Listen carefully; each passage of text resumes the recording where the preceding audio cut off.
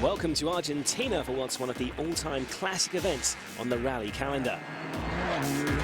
And we've a double header for you as both the Junior and the Production Championships head down to South America to tackle these famous Argentinian stages. In the PWRC, we are guaranteed a new winner as both Arroyo and Sandell opted to miss this event. That makes Nasser Al-Attiyah one of the favourites, having won here previously. This will be the 6 years here in Argentina. I have a quite experience, and we win 2 times, 2005 and 6. We'll try to do a good job here, you know, because really 10 points is very, very important for us in PWRC. Al-Attiyah rejoins the championship, and the 2-time champion needs a big score to resurrect his challenge this year. Evan Benilton is 3rd in the championship, but he's already at a disadvantage with his Mitsubishi stranded in Brazil, forcing him to rent one of local Federico Villagra. Martin Prokop moves from the juniors to the production for this rally. He arrives level with Benilton, and a win for either of them will take them to the top of the table. In the JWRC, there are just 3 drivers: Mikhail Kosciuszko, Aaron Burkhardt and Alessandro Bettega. Kosciuszko is looking to establish a big lead in the championship over rival Prokop. The pair are tied on 18 points, but the pole is guaranteed at least 6 if he can make it to the finish.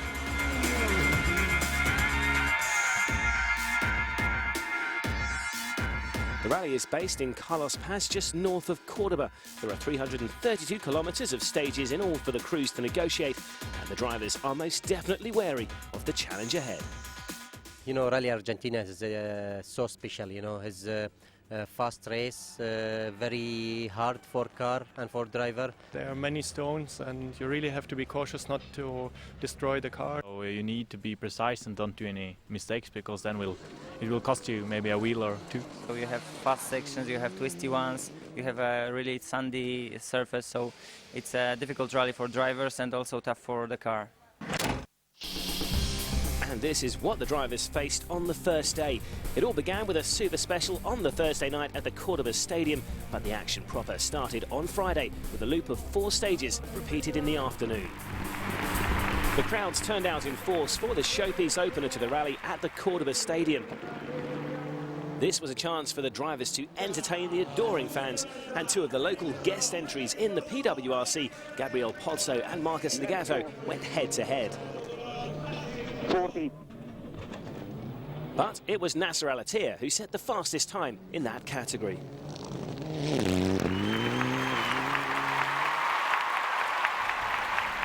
Whilst the Suzukis of Kosciuszko and Burkhardt battled it out in the juniors. Rechts 2 plus über Beton. The fans weren't disappointed.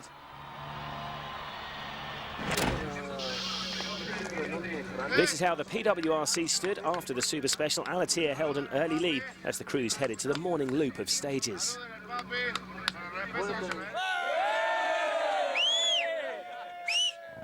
3, 2, 1, go. 4 right minus, 2 5 left plus. In the absence of both Arroyo and Sandell, it was Benilton who started proceedings for the production class on Friday. The Norwegian, remember, was already at a disadvantage, having had to borrow a car after his had been stranded in Brazil. But there were more issues for the 21-year-old as his replacement Mitsubishi developed turbo problems. Left minus 60, but I mean this.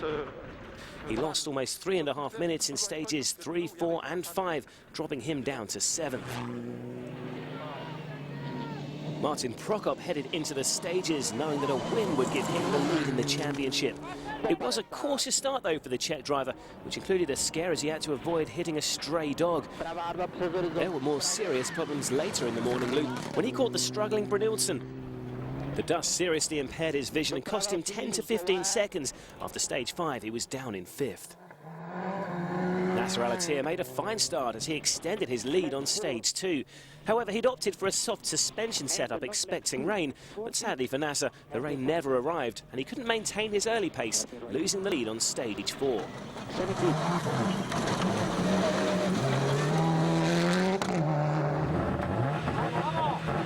After a slow start to the season, JWRC needed a big points finish. But there was an early scare as the anti-lag failed momentarily on the start of stage 2. After this drama, he had a problem-free morning and moved up to 2nd overall. But the leader was two-time Rally Argentina winner Gabriel Pozzo. The Subaru driver was a wildcard entry for the event, and he soon found his rhythm out in the stages to take the rally lead after stage 4. By the midday service, he built up a decent gap of 15 seconds.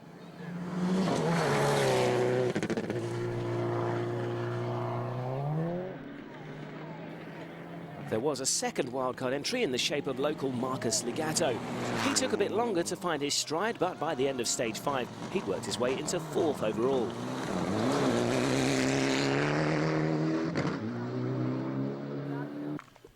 Stefano Marini became the first casualty. He went off on the second stage and damaged his gearbox trying to get back on the road. It proved to be terminal, and the Italian retired on stage 4. Frédéric Sauvin was the next to fall. He'd struggled from the start with power steering problems and later broke his rear differential. He was so disappointed with his car that he decided to retire. At the midday service, rally leader Gabriel Pozzo was a happy man. Very nice rally for me. We are going very well, no problem in the car. The surface is a little bit different from last year. It's hard, is many stones in the roads. It's a little bit rough, and yeah, but it's okay, no problem in the car. But for Brynildsen, it was time to see if his car was repairable, as the team was desperately low on spares. Well, it was just a small fault, but we are still 6. So, okay, I have the small hope that we could carry on the speed we started this morning and still be able to fight. But the situation is we just have to calm down now and go through the rest of the rally, and hopefully we just have to wait for some problems for the other drivers as well. So this is how they looked as the crews headed north of Carlos Paz for a second run through the stages. For Brynildsen, there was no end to his terrible luck. Electrical problems meant his car was now running on just 2 cylinders, and the luckless Norwegian decided enough was enough and retired after stage 6. At the top of the leaderboard, Gabriel Pozzo made his intentions clear as he extended his lead to just under a minute. But then the local hero also hit trouble. He damaged his steering and lost 40 seconds in 8, and then lost another 30 in stage 9. He kept the lead of the rally, but only by 7 seconds. JWRC began the second loop chasing Pozzo, but he too suffered steering problems that cost him over a minute, and he dropped from 2nd to 4th. He carried out repairs on the road section and managed to hold on to the position. Nasser Al-Attiyah also damaged his steering as the rough roads began to take their toll.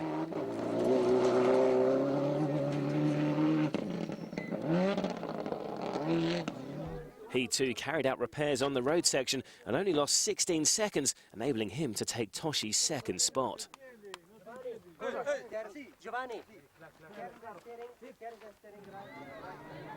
But Nasser's position was soon under threat from another local, Marcus Legato.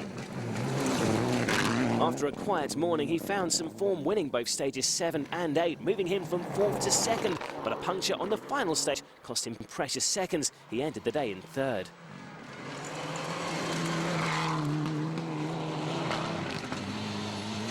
Martin Prokop managed to steer clear of trouble. He finished the day in 5th, just over a second behind JWRC. Back at service, the crews were left to reflect on what had been a tough opening day. I know the rally. I win 2 times Argentina rally, and I will try to win again. Nasser want to win and Marcos again. But I think the car is good. My feeling with the race is better. It's perfect, and I think it's possible. Now only 7 seconds, I think, to Pozzo, and it will be interesting tomorrow, you know. But I think our speed is crazy, we go fasting and fast, but we'll see what is it's happened tomorrow, because tomorrow will be also very tough. So after 9 stages, this is how they looked. Pozzo led, but only by just over 7 seconds from Al-Attiyah, with Legato third, 14 seconds further back. In the JWRC, it was Alessandro Bettiger who held the early lead after the Super Special, as the drivers prepared for a tough opening day. Michał Kosciuszko in his Suzuki came into the rally as joint leader, but with Martin Prokop competing in the PWRC in Argentina, this was an opportunity for Michał to put some daylight between him and his rival. But there was an early issue for the Polish driver as he started to catch the struggling Frédéric Sauvin and found it hard to see through the dust being thrown into the air. Aaron Burkhardt was next into the stages, and he came to Argentina just 2 points adrift of Kosciuszko and Prokop. A win would also give him the lead in the championship.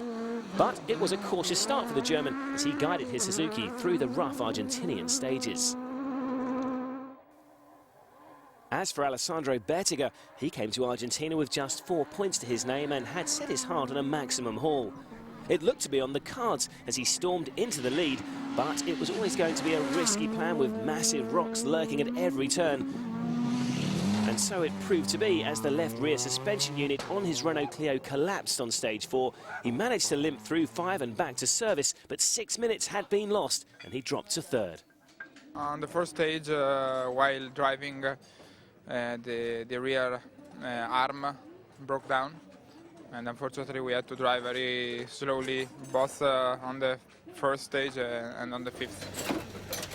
To add insult to injury, his mechanics weren't able to finish the repairs in the allotted time, and he received a 30-second penalty for being 3 minutes late out of service. That meant that Kosciuszko was now the leader, just under 10 seconds ahead of his fellow Suzuki driver Burkhardt.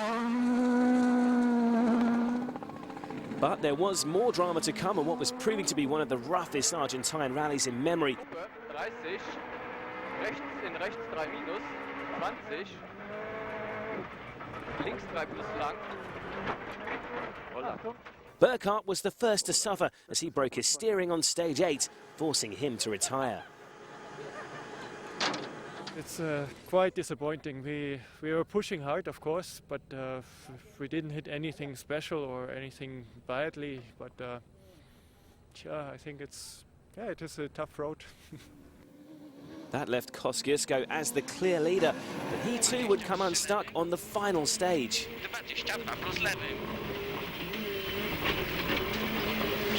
His steering broken just 5 kilometers from the end, forcing him to retire as well.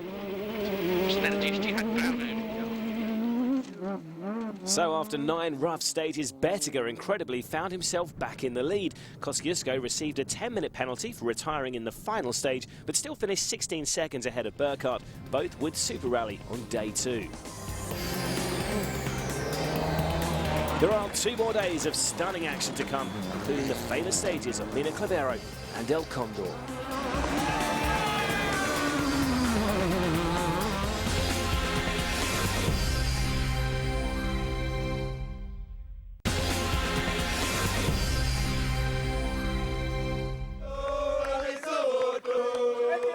Welcome back to Argentina for one of the toughest events of the season. Both the juniors and the production boys have made the trip for a double-header of extreme rally action. Day 2 in Argentina was a classic. First up, a brand new stage, and after that came the infamous Mina Clavero, renowned for its moonscape finish. Next was El Condor, with a vicious descent ready to catch out the unwary. In the PWRC, this is how they stood after a dramatic opening day. Pozzo led from Al-Attiyah by just 7.4 seconds. But there was drama in the service area before the stages even started, as Martin Prokop was excluded for having the incorrect type of front brake discs on his Mitsubishi. It was a stupid mistake, but I think it's not for excluding, but they decide to stop us, so we cannot do nothing with it. To add to the dramatic start, rally leader Gabriel Pozzo's car expired on the road section on the way to the opening stage, ending the local heroes' rally. Nasser Al-Attiyah went into the stages knowing he was now the rally leader. And he was also well aware there was another local hunting him down. His priority, though, was always the championship, and that meant taking minimal risks to ensure he finished the rally. Marcus Legato was that local, and he was on a mission to snatch the lead from Al-Attiyah. And on the second stage of the day, it was mission accomplished, but it came at a price as he bent his steering. He managed to hold off Al-Attiyah, but only just as the pair returned to the midday service, separated by just over 5 seconds.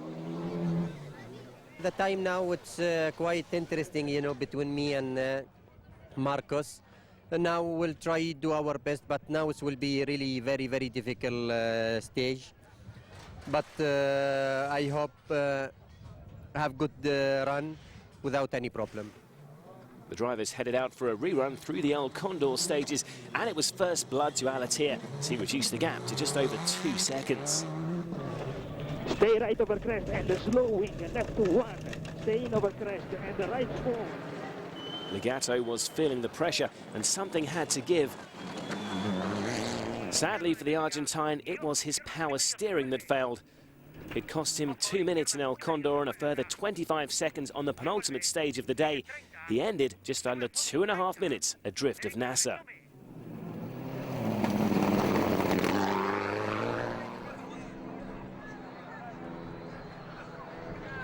Fortunately, his second place became safe as Toshirai encountered yet more steering problems, which then caused him to have a small spin.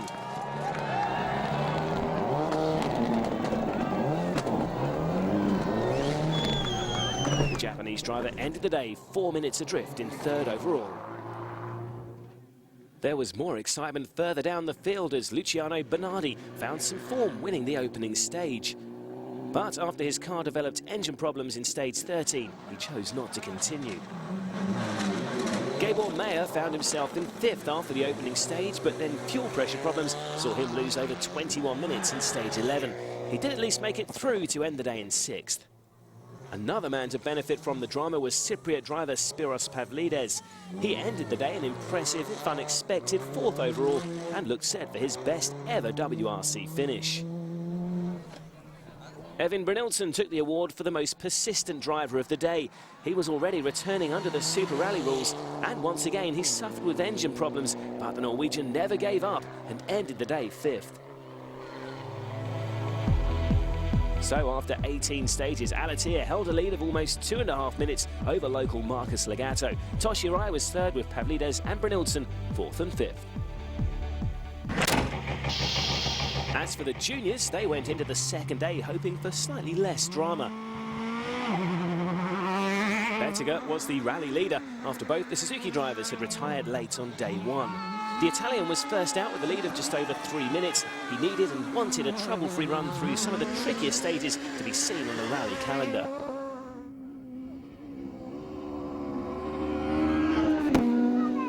Michal Kosciuszko returned under the Super Rally rules, and he wasn't about to allow Bettiger to cruise through the stages. The pole won the opening 4, taking almost a minute out of the Renault driver, and as they returned to service, there was a sense that this battle had some way to go.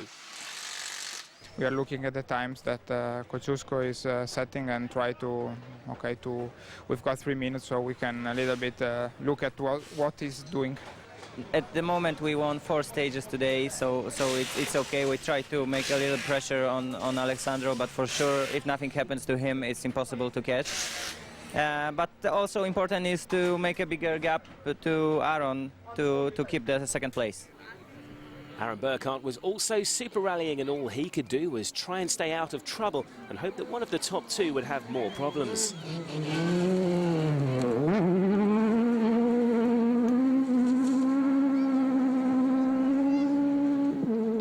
And his hopes would become reality late in the day. Alessandro Bettiger made it into the penultimate stage, only to snap his alternator belt. That left him no choice but to retire for the day. He received 10 minutes in penalties and plummeted from 1st to 3rd.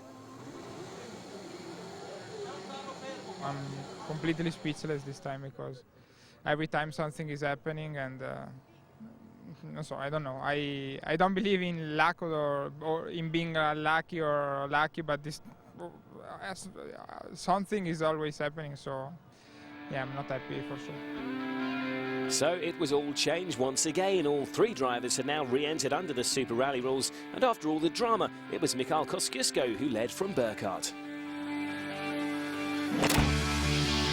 Day 3 in Argentina, and awaiting the cruise were 4 stages and a super special amounting to just 48 competitive kilometres. In the PWRC, Nasser Al-Attiyah led from Marcus Legato as the crews prepared for the final day. Al-Attiyah was first out as rally leader. Nasser had targeted these stages as a chance to push hard because they were only going to be run once and would theoretically be smoother. But with a lead of over 2 minutes, that was definitely no longer the plan. 100. Crest straight, okay, 80. In second place was local Marcus Legato. He'd been right in the hunt for the rally win on day 2, but pushed a little too hard, bending his steering and losing over 2 minutes. Second was still a great result for the Argentine, so his focus was definitely on reaching the finish. Toshi Arai had a torrid event. In just 2 days, the Japanese driver had bent his steering twice and broken a drive shaft. My stop speed? I reckon 170. Now is 160. Toshi was on course for his second podium finish of the season, and the points would help him move up the championship leaderboard. 200, cut easy left. A surprise fourth was Spiros Pavlidis. He was taking no risks, as this would not only be his best ever finish, but also his first points of his 2009 campaign. The luckless Evan Benilton was lying 5th in his borrowed Mitsubishi Lancer, and after retiring on day 1 with engine trouble and then suffering more gremlins on day 2, it was well overdue a trouble-free run on the final day. The rally finished with a run round the Super Special in the Cordoba Stadium, and for Legato it was a chance to impress his fans. A victory proved to be beyond him, but second was still a fantastic result.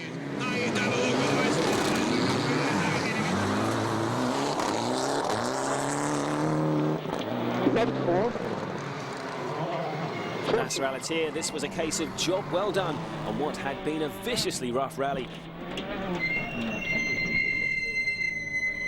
Bravo!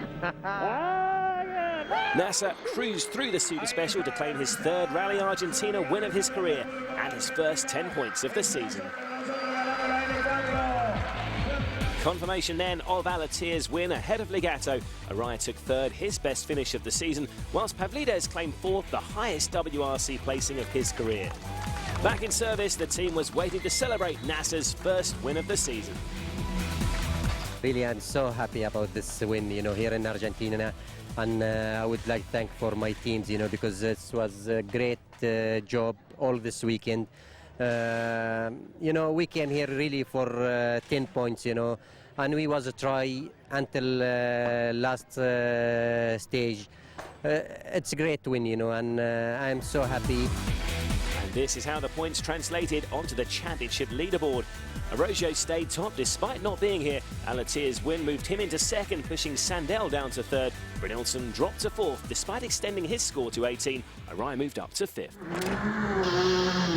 In the JWRC, Michał Kosciuszko was first into the stages, having been handed the lead late on day 2. The Pole loves to push his car to the limit, so it was a slightly alien situation he found himself in as he tried to defend his lead. He was slowest on the opening pair of stages before he decided that enough was enough and posted the fastest time on stages 21 and 22. Aaron Burkhardt in the other Suzuki was torn between trying to put some pressure on Kosciuszko and playing it safe and taking the 8 points for 2nd spot. His decision was made for him though, as Kosciuszko pulled away on the closing stages. For Alessandro Bettiga, there were no such worries as he began the day over 6 minutes behind Burkhardt after his day 2 retirement. For the Italian, it was a case of picking his way through the stages and taking the 6 points for 3rd. For Kosciuszko, there was one final blast through the Super Special before he could start celebrating back-to-back wins. It was a fine performance from the Pole, who now leads the championship. So after 3 days and all 3 cars super rallying, it was Michał Kosciuszko who topped the leaderboard. Fellow Suzuki driver Burkhardt took the runner-up spot, whilst Bettiger had to accept third. Back at service, there was a hero's welcome for Kosciuszko. It was really incredible. We tried to push yesterday. We tried to make some pressure on Alessandro, but he had a technical problem and he didn't finish the day. So that's why we jumped as leaders. So I'm really happy to win a lot of stages in JWRC. Really good rally for me. In the championship, Kosciuszko's second win took him to the top of the table. Burkhardt's 8 points moved him into second, 4 behind Kosciuszko. Prokop, who competed in the PWRC, dropped to third. So after one of the roughest Argentine rallies in recent history, Nasser Al-Attiyah celebrated his third PWRC win here, whilst Michał Kosciuszko enjoyed his maiden Argentina victory in the juniors. Next up is the Rally d'Italia, and once again it will be a double-header with both championships set to tackle the gravel of Sardinia. From a tough but classic Rally Argentina, it's goodbye.